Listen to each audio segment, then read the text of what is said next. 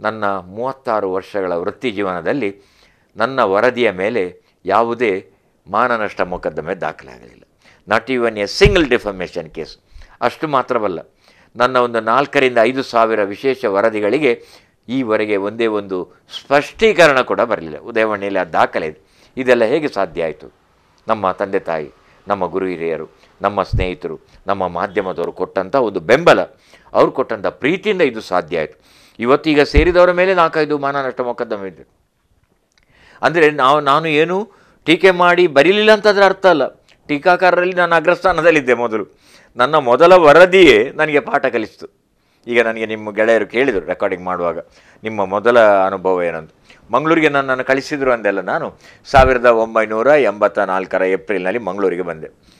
ಮಂಗಳೂರಿಗೆ ಬಂದಾಗ ನನಗೆ ಮೋಹನ್ದಾಸ್ ಅವರು ಹೇಳಿದರು, ಸತೀಶ್ ಅವರು ಜೊತೆಗಿದ್ದಾಗ, ಆಗ ಎನ್ ಗುರುರಾಜ್ ಅವರು ನಮ್ಮ ಸುದ್ದಿ ಸಂಪಾದಕರಾಗಿದ್ದರು, ನನಗೆ ಸಾಕಷ್ಟು ವಿಶೇಷ ವರದಿ ಬೇಕು, ಜನರ ಸಮಸ್ಯೆಗಳು ಬೇಕು, ಜನರ ಸಮಸ್ಯೆಗೆ ಪರಿಹಾರ ಆದ ಬಗೆ ಕೂಡ ನನಗೆ ಬೇಕು ಅಂತ ಅವರು ಹೇಳಿದರು. ಆಗ ನಾನು ಮಂಗಳೂರಿನಲ್ಲಿ ಕಚೇರಿಯಲ್ಲಿ ಕೂತಾಗ ಎಲ್ಲರೂ ಬಂದರೆ ಹೇಳಿದರು, ಜ್ಯೋತಿ ಸರ್ಕಲ್ ಅನ್ನೋ, ಅದಕ್ಕೆ ಆಗ ಜ್ಯೋತಿ ಸರ್ಕಲ್ ಅನ್ನೋದು ನಿಜವಾಗಿ ಅದು ಡಾಕ್ಟರ್ BR ಅಂಬೇಡ್ಕರ್ ವೃತ್ತ. ಅಲ್ಲಿ ಅಗ್ದು ಹಾಕಿ 2 ತಿಂಗಳಾಗಿದೆ. ವಾಹನ ಹೋಗ್ಲಿಕ್ಕೆ ಸಾಧ್ಯ ಇಲ್ಲ, ಆಚೀಚೆ ಬರಲಿಕ್ಕೆ ಆಗೋದಿಲ್ಲ. ಒಂದು ಕಡೆ ಅಲ್ಲಿ ಹೋಟೆಲ್ಗಳು, ವಾಣಿಜ್ಯ ಸಂಕೀರ್ಣಗಳು, ಚಲನಚಿತ್ರ ಮಂದಿರ, ಜನತೆ ಪ್ರಾಣ ಸಂಕಟ ಪಡ್ತಾರಂತ ಎಲ್ಲ ದೂರಿದರು. ನನಗೆ ಸಹ ಹೌದು ಅಂತ ಖಂಡಿತು. ನಾನು ನಮ್ಮ ಯಜ್ಞರಲ್ಲಿ ಹೇಳಿದೆ, ಅವರೊಂದು ಮೇಲಿನಿಂದ ಆ್ಯಂಗಲ್ನಿಂದ ಒಂದು ಫೋಟೋಗ್ರಾಫ್, ಟ್ರಾಫಿಕ್ ಜಾಮ್ ಇದ್ದು ಫೋಟೋಗ್ರಾಫ್ ತಂದರು. ಮರುದಿನ ಪತ್ರಿಕೆಯಲ್ಲಿ ಕೊನೆಯ ಪುಟದಲ್ಲಿ ವರದಿ ಬಂತು, ಜಾಮ್ ಆಗಿರುವ ಜ್ಯೋತಿ ಸರ್ಕಲ್ ವೃತ್ತ, ಇನ್ನೂ ಎಚ್ಚರವಾಗದ ಅಧಿಕಾರಿಗಳು ಅಂತ ಬರೆದು ಬಿಟ್ಟೆ. ಮರುದಿನ ಬೆಳಗಿಂದೆಲ್ಲ ನನಗೆ ಸಾಕಷ್ಟು, ಆಗೆಲ್ಲ ಫೋನ್ ಲ್ಯಾಂಡ್ಲೈನ್, ಈಗಿನ ಥರ ಅಲ್ಲ.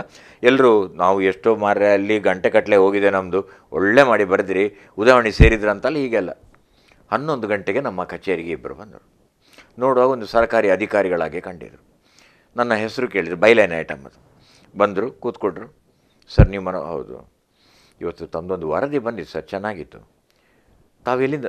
ನಾವು ಇಬ್ಬರು PWD, ಇವರು ಅಸಿಸ್ಟೆಂಟ್ ಇಂಜಿನಿಯರ್, ಇದು ಅವರ PA ಅಂತ ಹೇಳಿದರು. ನನಗೊಂದು ಮಾತು ಹೇಳಿದರು, ಸರ್ ಇದು ವಿಷಯ ಏನು ಅಂದರೆ, ಆ ಸರ್ಕಲ್ ಈಗ ಕಾಂಕ್ರೀಟೀಕರಣ ಆಗ್ತಾಯಿದೆ. ಕಾಂಕ್ರೀಟೀಕರಣ ಆದಾಗ 3 ತಿಂಗಳು ಕ್ಯೂರಿಂಗ್ ಪ್ರೋಸೆಸ್ ಅಂತ ಇದೆ. ನಾವು ಒಮ್ಮೆ ಕಾಂಕ್ರೀಟೀಕರಣ ಆದರೆ 3 ತಿಂಗಳು ಮುಟ್ಲಿಕ್ಕಿಲ್ಲ, ಅದು ಸಂಪೂರ್ಣ ಒಣಗಬೇಕು.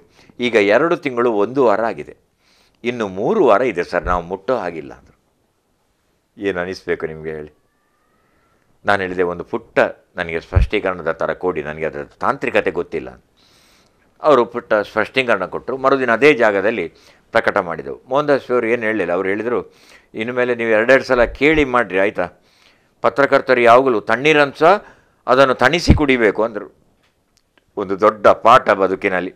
ಆ ನಂತರ ಎಂದೂ ಇಲ್ಲಿ ಕೂಡ ಸ್ಪಷ್ಟೀಕರಣ ನನಗೆ ಬಂದಿಲ್ಲ ಅಂತ ನಿಮಗೆ ನಾನು ಹೇಳಿದೆ. ಆದರೆ ಇದು ತಾಂತ್ರಿಕ ಲೋಪದಿಂದ, ತಾಂತ್ರಿಕ ಅಜ್ಞಾನದಿಂದ ಉಂಟಾದಂಥ ವಿಚಾರ.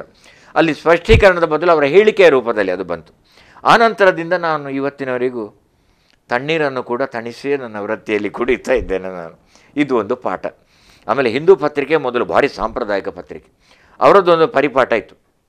ಅಲ್ಲಿ ಅವರ ಬಾಸ್ ಹತ್ರ ರಿಪೋರ್ಟರ್ ಬಂದೆ, ಸರ್ ಅಲ್ಲಿ ಎದುರಿನ ಬಿಲ್ಡಿಂಗಲ್ಲಿ ಬೆಂಕಿ ಬಿದ್ದಿದೆ ಸರ್. ಆಗ ಇವರು, ಹೌದಾ, ಒಮ್ಮೆ ಫೈರ್ ಇಂಜಿನ್ ಅವ್ರ ಕನ್ಫರ್ಮ್ ಮಾಡಿ ಅದು ಬೆಂಕಿ ಅಂತ ಹೇಳಿರೋದು. ಗೊತ್ತಾಯ್ತು ನಿಮಗೆ? ಈ ವರದಿ ಅಂದರೆ ಆ ಥರ ಇರಬೇಕು.